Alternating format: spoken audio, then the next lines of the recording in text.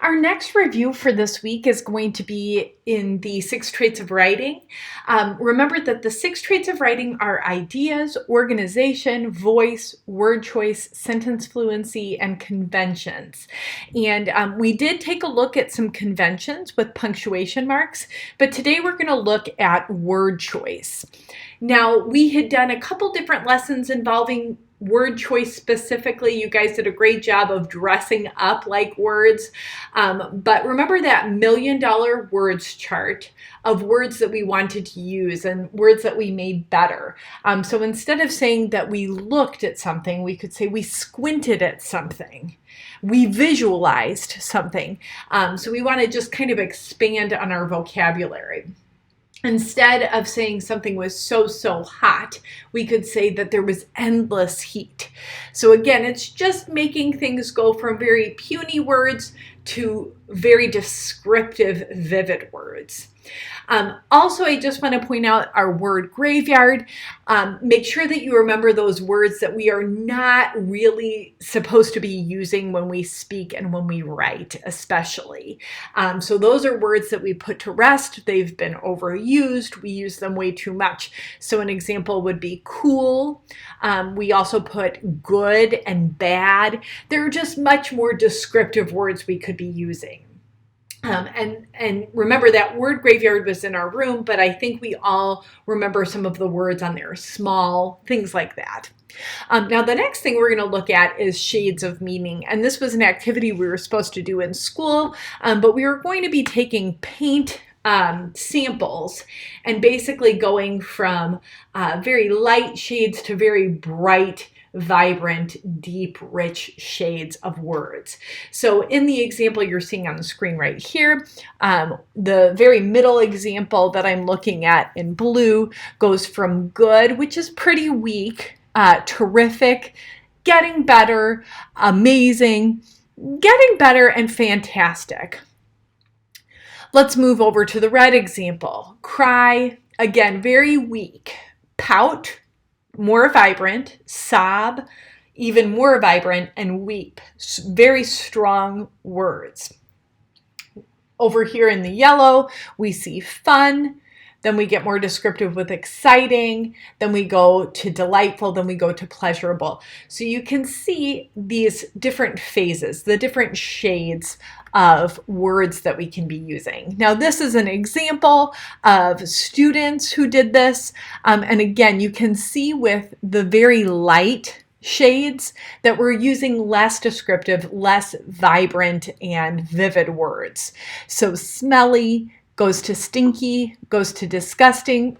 Those two things don't exactly mean the same thing, but we can see what the student is doing here. PU, okay, so a phrase, it's not actually an adjective like the rest are, but yeah. Fewy, not quite sure what that one means. Foul, ooh, foul's really good. And then rancid. So you can see this is a student example, and it does have a couple pieces that are less descriptive, but you can see kind of where that student was going. Let's go over to the green one then. Fast, to speedy, to quickly, to rapidly, to swiftly, to instantly, to immediately. Perfect. You can see just the different stages there. And let's look at just one more. Hot to warm, they actually kind of went down. It was a little bit weaker between those two.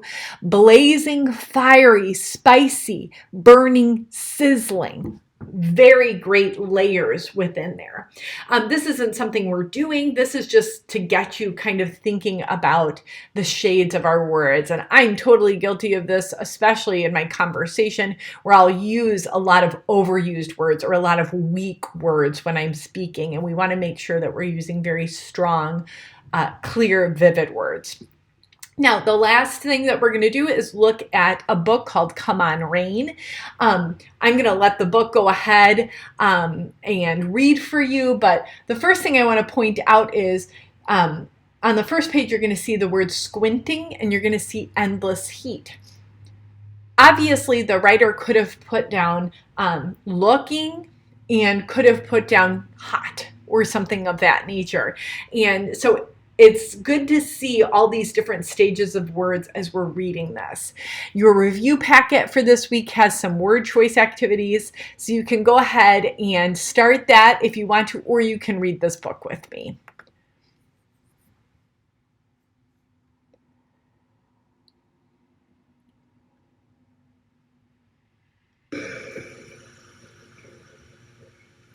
Hi students, we're going to be reading the book Come On Rain by Karen Hess. Pictures by John J. Muth.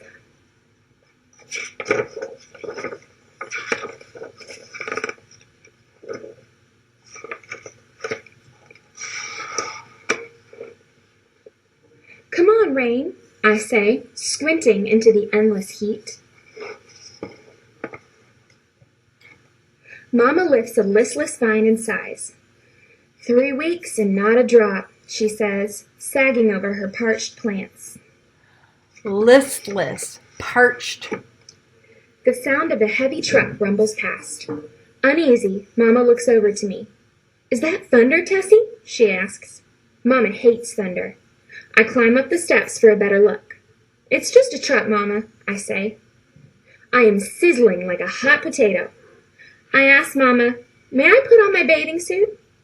Absolutely not, Mama says, frowning under her straw hat. You'll burn all day out in the sun. Sizzling, absolutely. Up and down the block, cats pant. Heat wavers off tar patches in the broiling alleyway. Miss Grace and Miss Vera bend, tending beds of drooping lupines.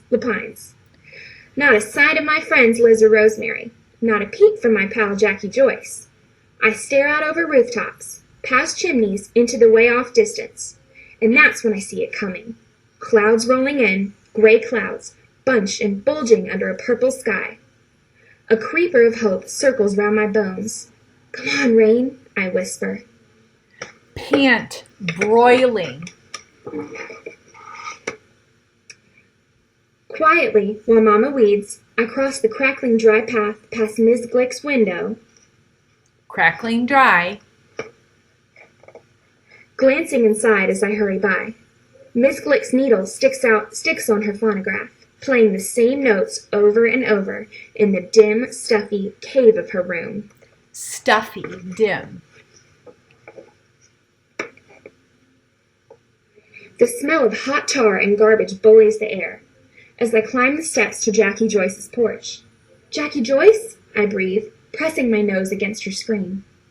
Jackie Joyce comes to the door.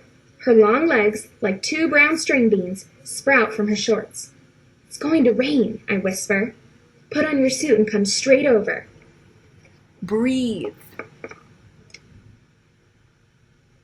Slick with sweat, I run back home and slip up the steps past Mama.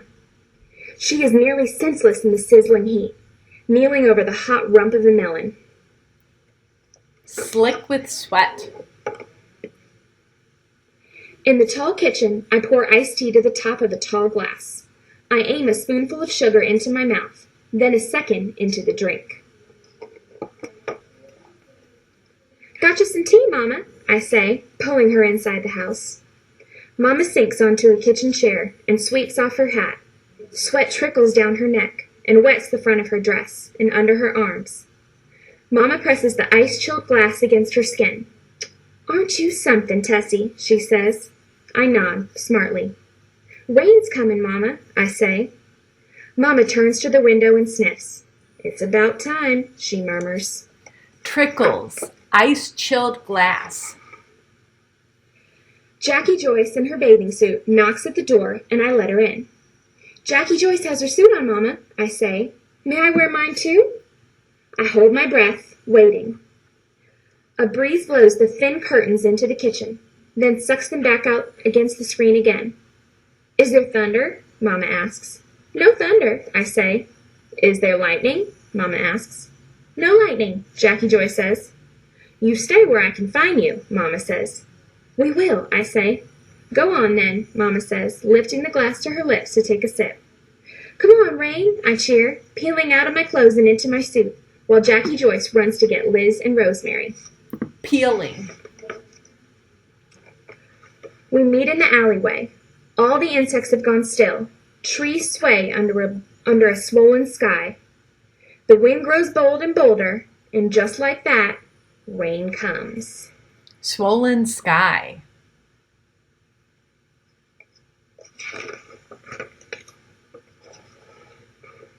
The first drops plop down big, making dust dance all around us. Plop. Dust dance. Then a deeper gray descends and the air cools and the clouds burst, and suddenly rain is everywhere. Come on, rain, we shout. Clouds It burst. streams through our hair and down our backs. It freckles our feet, glazes our toes. We turn in circles, glistening in our rain skin. Our mouths wide, we gulp down the rain. Glazes. Glistening. Gulp. Jackie Joyce chases Rosemary, who chases Liz, who chases me. Wet slicking our arms and legs, we splash up the block, squealing and whooping in the streaming rain. Squealing and whooping. We make such a racket, Miss Glick rushes out on her porch. Miss Grace and Miss Vera come next, and then comes Mama. They run from their kitchens and skid to a stop. Leaning over the rails, they turn to each other. A smile spreads from porch to porch, and with a wordless nod, first one, then all, Wordless nod. fling off their shoes, skim off their hose, tossing streamers of stockings over their shoulders. Our bare-legged mamas dance down the steps and join us in the fresh, clean rain, Streamers of stockings. while the music from Miss Glick's phonograph shimmies and sparkles and streaks like night lightning. Shimmies and sparkles. Jackie Joyce, Liz, Rosemary, and I, we grab the hands of our mamas. We twirl and sway them, tromping through puddles, romping and reeling in the moisty green air. Moisty green. We swing our wet and wild-haired mamas till we are all laughing under trinkets of silver rain. Wet and wild-haired mamas. I hug Mama hard, and she hugs me back. The rain has made us new. As the clouds move off, I trace the drips on Mama's face. Everywhere, everyone, everything is Misty Lynn's springing back to life. We sure did get a soaking, Mama, I say, and we head home, purely soothed, fresh as dew, turning toward the first sweet rays of the sun. Okay, so not only are we hearing very vivid language and vocabulary, we're also hearing so much figurative language. I know you guys looked at that 2 weeks ago, and we even made figurative language books at the beginning of the year, but you can hear figurative language basically on every page. There was a lot of hidden alliteration. There was a lot of metaphor in there and similes. And so if you read through this again, you can just pick out all that figurative language. But I also wanted to point out some of the really, really vivid word choice that they were using. All right, go ahead and do your word choice activity for this week. I hope you guys are having a good one. Bye.